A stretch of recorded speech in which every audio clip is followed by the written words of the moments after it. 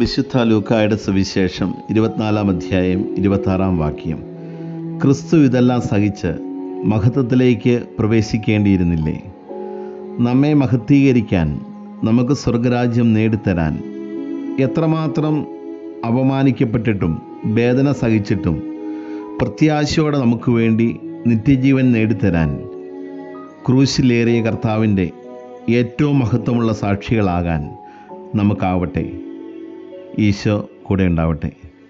നിത്യമാം പ്രകാശമേ നയിക്കുകെന്നെ നീ, ചുറ്റിലുമിരുൾ പരന്നിടുന്ന വേളയിൽ അന്ധകാരപൂർണമായ രാത്രിയാണു പോൽ എൻ ഗൃഹത്തിൽ നിന്നുമേറെ ദൂരെയാണ്